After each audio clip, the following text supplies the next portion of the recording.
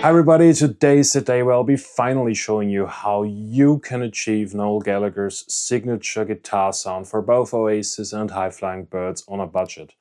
Now, I will be framing this video in the style of a journey because I want you to be able to follow along this video no matter if you've never used a guitar before and you want to start your guitar journey right here, or if you already collected some gear and would like some tips and tricks on how to replace certain more expensive pedals that Noel Gallagher has for your own board, to your own liking. And throughout this journey in this video, I will be also talking about my own pedal buying mistakes, so maybe you can learn from them and you don't have to make the same mistake as I did. And also I will be trying to explain my philosophy on buying gear, on buying guitar pedals, so you can get your journey started as efficiently and budget-friendly as possible. Now, to start out with our journey, I would like to explain to you the 90% rule. And this is not a textbook rule by any means. I think you can't Google it or something like that. It's more of my opinion. And that is, you'll be able to achieve the tone you have in your head or the tone that you're chasing after, be it from a famous musician like Noel Gallagher or David Gilmour, John Mayer, etc., etc. You'll be able to achieve that in a very budget-friendly way. And you will most likely be able to achieve that tone to roughly 90% of the way there in a very budget-friendly way. Now, the last 10% is mostly where it gets you because, in my opinion, every percent of the way to 100% achieving that famous tone or replicating that pedal board and so on, the price and investment you have to make will increase exponentially. I mean, think about Noel Gallagher's famous SIB Echodrive pedal. You could achieve that tone by using a warm and transparent overdrive pedal like a Tube Screamer or some other circuitry. You'll get 90% of the way there. You will be most likely happy with that sound. For the last 10%, that will set you back upwards of 2,000 euros or pounds or whatever. Now, is it really worth it? Maybe, maybe not. I think it's a lovely pedal and all, but I think that sound, that signature sound, can be achieved much more budget friendly. Now let's start our journey together. Maybe you, the one who is watching currently, you're at the beginning of your guitar journey. Maybe you're currently in the process of selecting your very first gear, and I'm right here to help you with that. And in my opinion, you need 5 things to get you started. You need a guitar, you need a cable, you need an amplifier, a guitar strap, and a capo. And don't cheap out on a capo, because a capo is essential to Noel Gallagher's sound. It's fairly inexpensive, and believe me, I've been there. I tried to make DIY capos myself using some rubber rings and a pencil on my guitar, and it was awful. Yeah, just invest them 15 quid or something and get a proper capo. It will last you probably a lifetime. Now, initially, I wanted to say that you always need a semi-hollow guitar to achieve that Noel Gallagher tone, but that's not the case. If you're starting out, get anything that's equipped with a humbucker. Word of caution here, I would not recommend getting a Stratocaster with 3 single coils in it, or a Telecaster even. Strats can be very harsh sometimes, and maybe if you're a beginner, a Strat probably isn't the best way to start out. P90 pickups for your beginner guitar, they're somewhere in the middle between a humbucker and a single coil, but also P90s are relatively hard to control. They can produce some hum noises. In my opinion, the most comfortable way for you to start out playing guitar in this Oasis context would be a guitar that's equipped with humbuckers. Now, one more advice on guitar.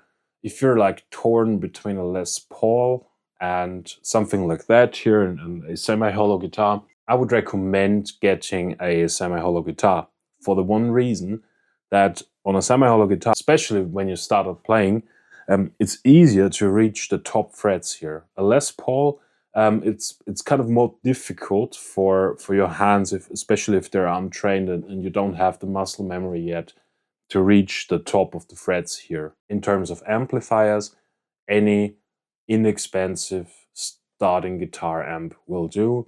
just try to avoid tube amplifiers with 1 to 5 watts in power, because they can get gnarly sometimes and they're not the best amps to have a good pedal platform on. Instead of getting if that's your price range, right? Instead of getting a 1 to 5 watt tube amplifier, get a good transistor amplifier instead. Now, should you have a bit more budget, and I'm talking about between 500 and 800 quid, you can get one of the amps actually that Noel Gallagher plays, because with Noel Gallagher, it's fantastic, because not like Joe Bonamassa or John Mayer, who play guitar rigs and Dumble amplifiers and everything that's upwards of £250,000, right?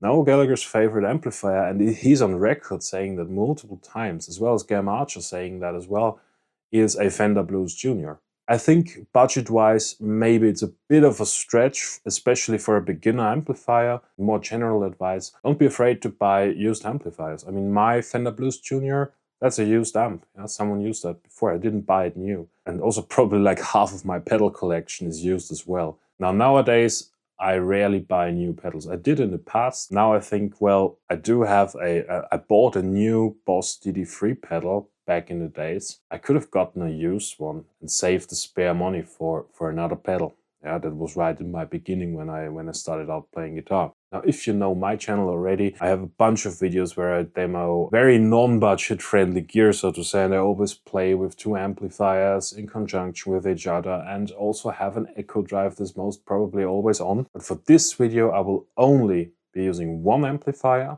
That is my Fender Blues Junior. And in terms of guitar, I chose to use my Epiphone Riviera Noel Gallagher Signature. It's a very beautiful guitar. Also is less than 1,000 quid. So in my opinion, each and every guitar has its own soul and its own characteristics and sound.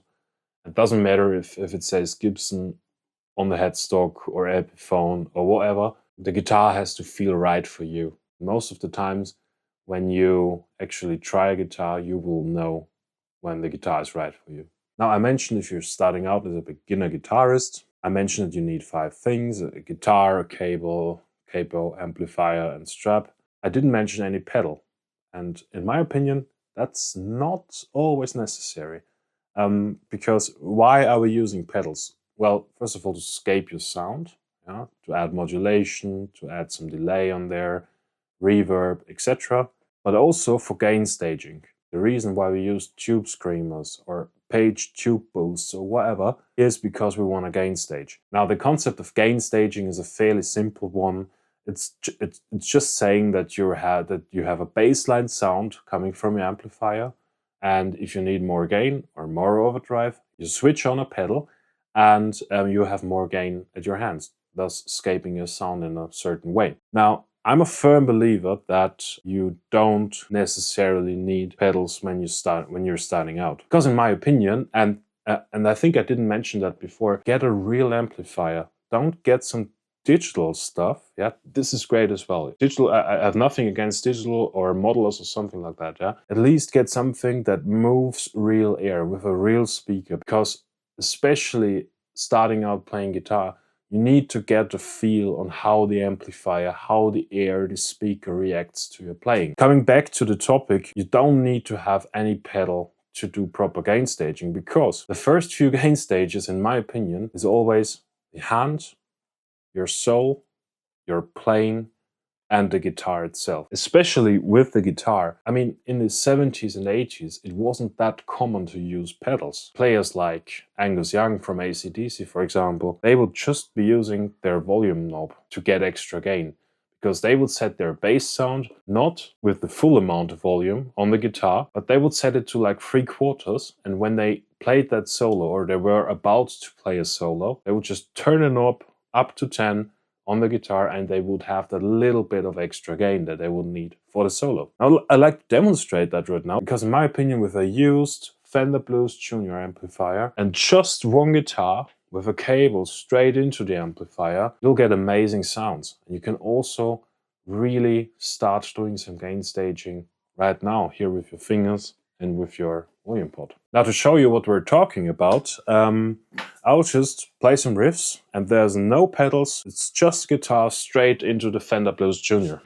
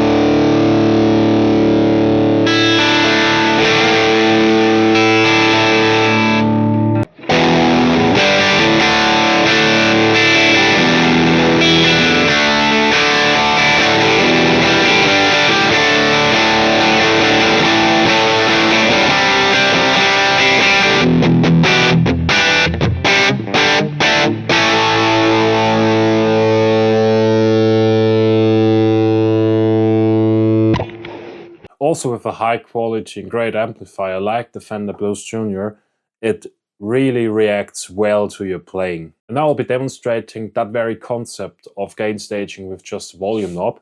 And I'll just start out with the volume knob on 10, then I'll roll it back through the demo and you'll be able to hear that.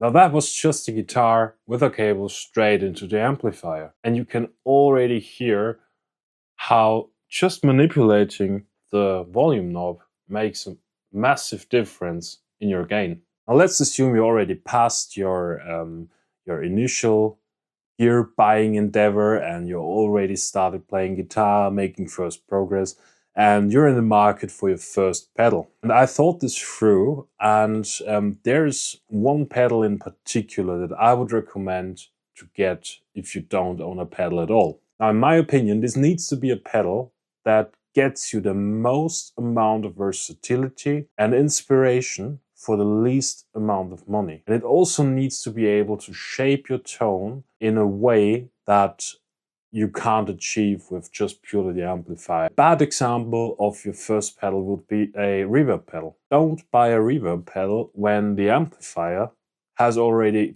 a very brilliant reverb built in, especially the Blues Junior.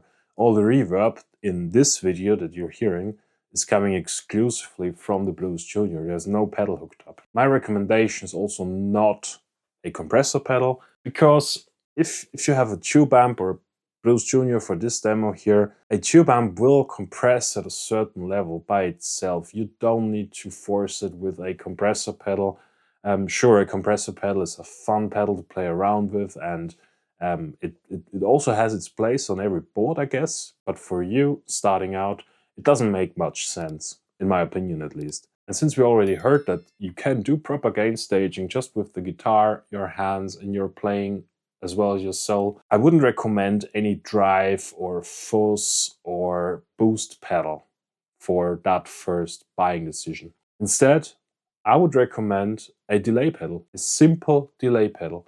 A fairly inexpensive digital delay pedal will get you a very long way. And I think when talking about beginner delay pedals, we have to talk about the industry standard in terms of digital delay pedals, which is the Boss DD3. A Boss DD3 pedal will set you back roughly 100 quid. They can be less on the used market, and I think new there are like between 100 and 150. But with that digital delay unit, doesn't have to be a Boss one, yeah, can also be a cheaper one. You can draw immense inspiration from that pedal. You can shape your tone in a way that no overdrive pedal or whatsoever will give you. And that's why I decided that my recommendation is a digital delay pedal. Because you can dial in anything from long delays, you can dial in slapback delays, anything. Also remember the 90% rule I talked about in the beginning. A simple digital delay pedal will get you 90% of the way there when you want to achieve a David Gilmour style sound. Or even some slapback for country music or whatever. It's such a versatile pedal. And Noel Gallagher in Oasis, of course, is also very famously using a DD3 pedal and delays in general. He loves them, and I can see why. Let's just start out with our basic setup, the Blues Junior, the Rivera, and we'll just add this one pedal, which is the Boss DD3, set in a way that all the knobs are kind of at noon, so we get a feeling for a bass sound, and yeah, it's loads of fun to play around with that.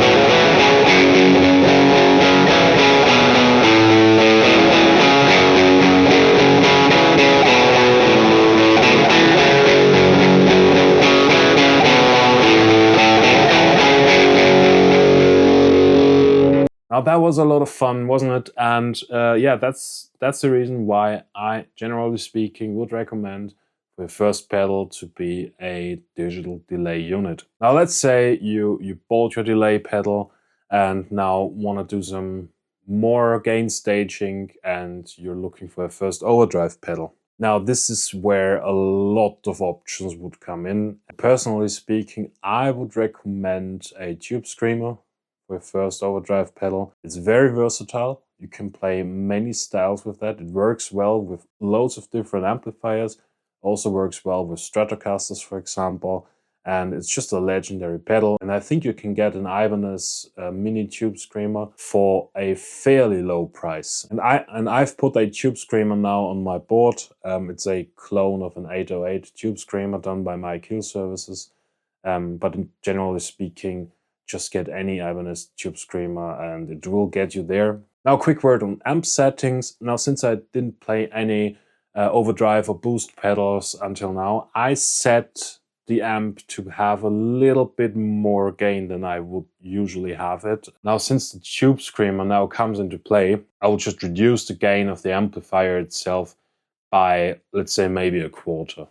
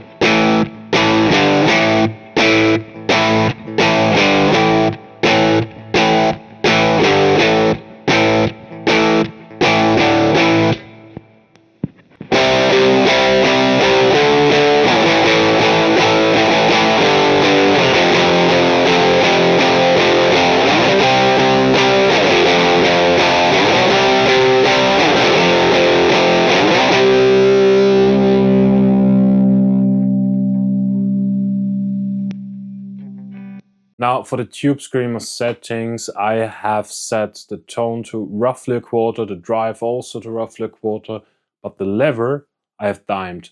That's on full, because what I'm looking for here is that the pedal itself will dramatically increase the output and thus driving the amps into overdrive. And that's the exact same principle as Noel uses with his Echodrive. Now you have one proper gain stage with the pedal, with the tube screamer, but maybe you're still missing that little bit extra or that distinguishing solo tone. And for that, I mean, it is known that Noel Gallagher uses a Fuzz pedal, a Cornish soft sustain 2 pedal for his solo sounds. And these pedals also are incredibly sought after. You have a long waiting list on them and they're incredibly expensive as well. And instead of getting a proper Cornish pedal, yes, they're nice pedals there, but they're really rare and they are really expensive. And instead of getting a proper Cornish one, I would recommend getting a pedal from Echoline Pedals. This is called the Everest. It's the version 2. I made a video on that a few weeks ago and I compared it to a real soft sustain. This is a bit pricey as well if we're talking about beginner gear. And in my opinion, especially with Fuzz pedals, get a proper one and you'll have this your lifetime, because more cheap Fuzz pedals, they tend to sound really harsh. They're not that easy to control. And I do have 2 other Fuzz pedals as well. And I've never used them as much as I did with this one here. Yeah, because they were just sounding too harsh and they were incredibly hard to control. The sound was all over the place. It's not the case with a Cornish soft sustain like a proper fuzz pedal, and it's also not the case with this Echoline pedal Everest here, because that was modeled after the exact same circuitry as Noel Gallagher has in his early 2000s Cornish soft sustain 2 pedal. As I said, in this beginner context, this is a little bit pricey. They're just phenomenal fuzz pedals, and again, they are versatile. You can play Pink Floyd with them, you can play some Hendrix stuff with them, you can play an Noel Gallagher solo sound with them. It's just an amazing pedal, and especially with fuzz pedals, yeah, I think it's well worth investing that 30, 40, 50 quid extra. Now let's hook up this pedal, see how it sounds real quick. If you want to have an in-depth review of this pedal, I will link it up in the right-hand corner as well as in the description. I already made a video on that, check it out. Now, when talking about Noel Gallagher's solo tone, we also have to look at it in the context of our little journey here, because over the past time you have now started to accumulate pedals, and like in this context here, the Tube Screamer, as well as the digital delay one, and now the fuzz pedal, the Echoline Everest pedal here in my case. Now let's see how these pedals sound together. Now for the next demo, for the solo sound, I will play the lead riff to Columbia, and also since we're now way into our pedal journey, I will combine the fuzz pedal, the Echoline Everest pedal, with all the other pedals we've demoed, like the Boss DD3 as well as the Tube Screamer, and see how they sound together.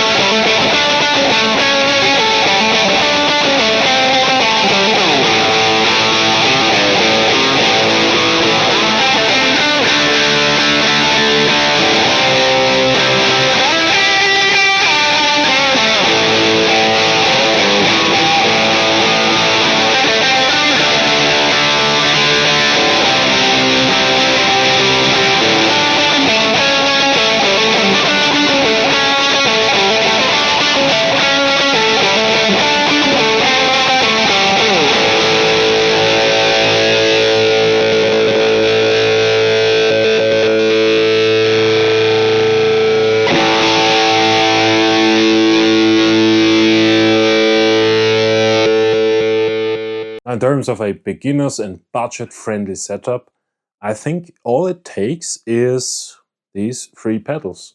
A delay, an overdrive, and a fuzz pedal. And everything else is just an addition on top. Everything else, in my opinion, will count to these 10%. And Noel Gallagher also likes to do more gain staging, for example. He likes to play with boosts, like the Kingsley Page Tube boost here. You can go that route, sure, but that pedal will set you back more than 200 quid. Instead, what I would recommend, and what is also Noel Gallagher's pedal board, or what used to be a Noel Gallagher's pedal board in terms of boosts, would be an equalizer. Just a simple Boss GE7 pedal. It's also fairly inexpensive.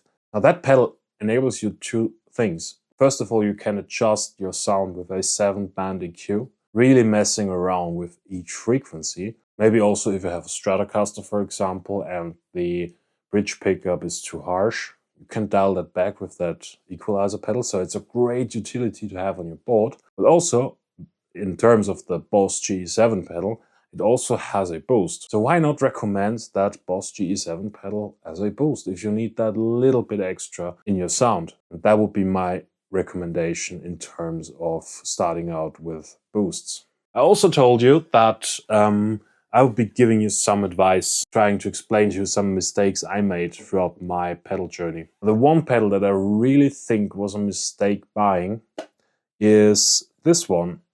This is an Electro Harmonix Qtron Plus. And for everybody not familiar with this pedal, John Mayer uses that pedal for a song called I Don't Trust Myself in Loving You, which is one of my favorite songs. The guitar parts on there, especially the live guitar parts, are just amazing. And I bought that pedal for just this one song, to play along for just this one song. And This for me represents a single-use pedal. At least I wasn't inspired by this pedal to play anything else than this one John Mayer song. Now, I could have used this money better with other pedals that would have inspired me more. And that's my ultimate buying advice for pedals. Never buy pedals that are just single use, or that you could only identify one use for that pedal. And a great example also in a Noel Gallagher context is a tremolo pedal. Now tell me that one song that you identify a trem pedal with in an Oasis context. It's of course Little by Little. If you're only buying a trem pedal for Little by Little, don't buy it. You can play Little by Little without any trem pedal and it will sound just fine. You'll get 90% of the way there. It's fine, don't use a trem pedal. But if you could identify more than that one single use case for that trem pedal, then get one. I really love tremolo pedals, and I use it now and then, especially with my electric guitar parts to the more acoustic songs. Yeah, I like to have a little bit of tremolo in there. It really shapes the tone well. Think of more than one application for a pedal before making the buying decision. Let's just give you a demo of this tremolo pedal, and I'll show you what I mean.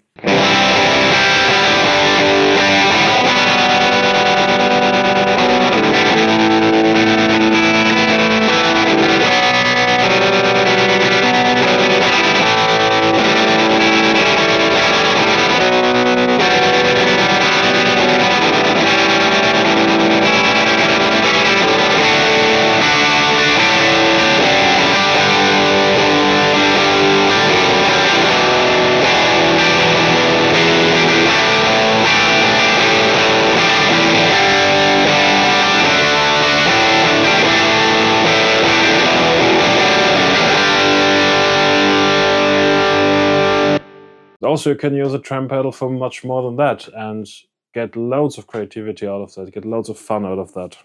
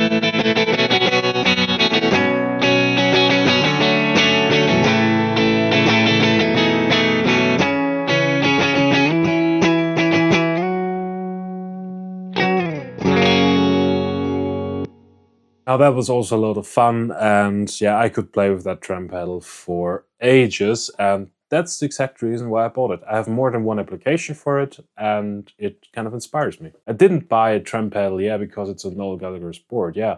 That would be one application, one motivation to buy it, but never, never, ever only rely on just one factor to buy a pedal. Maybe you're well ahead in your journey. You already have upgraded some pedals and would like to have some upgrading advice there. In my opinion, two pedals that really make sense, that are a bit more expensive, but you can get loads out of your money from these pedals, and they would be the Strymon Timeline Delay and the Strymon Mobius. Now, the Strymon Timeline is everything you would need from a delay pedal in one box. It's just phenomenal. But since you already have, if you followed my advice, already have one delay pedal on your board, and if you're looking into modulation, for example, then get a Strymon Mobius. That would be my recommendation in terms of modulation. There's like one Oasis song that Noel Gallagher used a Hughes and Kettner rotosphere on, and that song would have been Gas Panic. Sure, you can get a Hughes and Kettner Rotosphere for loads of money, and it will get you 100% there, and they are rare and everything like that, yeah. But just get a Straumann Mobius, it will do a phenomenal Leslie rotary speaker simulation, plus 100 more presets that will inspire you more than a single rotary speaker emulator like a Hughes and Kettner Rotosphere will ever do. Now let's break outside the box for a little bit. Let's just show you how I like to use my Mobius. I have two settings. I have one that's called Call the Police, which is an homage to Andy Summers' guitar playing in The Police, as well as a rotary speaker simulation preset I have on the Mobius here, which sounds amazing on Gas Panic. Let's just start out with that.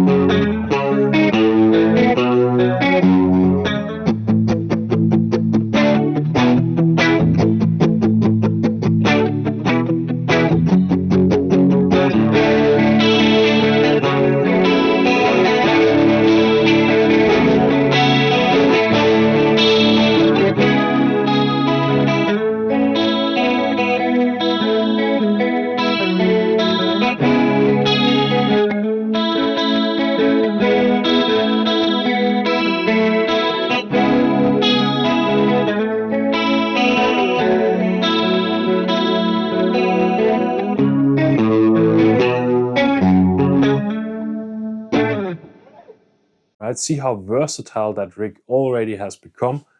And this is, in the end, this will be my ultimate advice to you. Make sure your rig is versatile. Even if you're searching for that Noel Gallagher Oasis tone, chances are you're not listening to Oasis and Noel Gallagher stuff 100% of the time. Sometimes you want to play something else. That's why you want to have the most versatile rig for the least amount of money. Now that will conclude the budget rig, and I would personally like to answer the age-old question, what I think would be a good SIB Echodrive replacement. And I simply can't try hundreds of pedals just to give you an exact demonstration on what pedal I think sounds closest. But I think I do have 3 types of pedals that would maybe come close to an Echodrive. First one is the set Tube Screamer with the lever just boosted and everything else set to a very mild setting. I think that gives you a transparent overdrive and will get you 90% of the way there.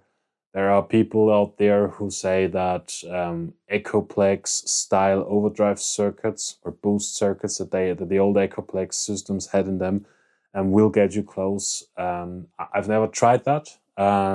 Maybe I will in the future, because old Echoplex style circuitries always fascinated me, but that would also be one route that you could go to.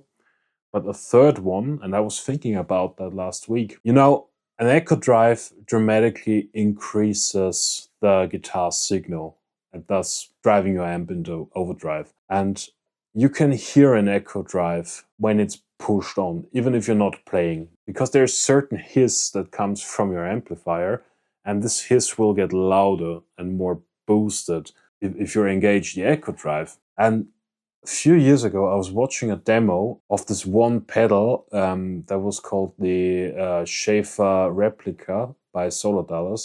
I know the whole story behind that with the diversity system, and it was intended to be used for a wireless unit and boost the amps and so on. But when he demoed that on his YouTube channel and he switched that tower or that Schaefer boost on, I could hear the same change in frequency, that same change in the hiss of the amplifier as I do with the Echodrive. That would also be an interesting route to go using one of these Schaefer replicas.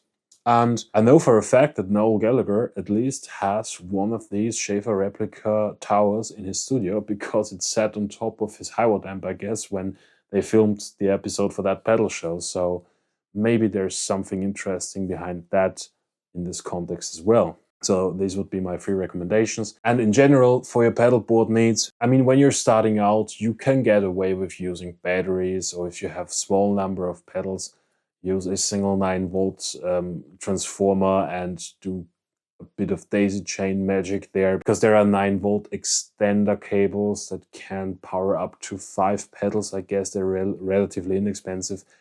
They work to a certain extent. I think in the long run, there's no way around getting a proper power solution for your pedal board, especially with older pedals, with overdrive pedals. They require a clean source of power, and there are also few brands of power supplies out there that really do a good job. I personally, on my boards, I always like to use the gig rig solution, because they're the most modular. And also in terms of pedal board size, yeah, maybe start out with a piece of plywood. If you only have like 3 or 4 pedals, you don't need a proper pedal board. Just yank one together yourself, and that will work.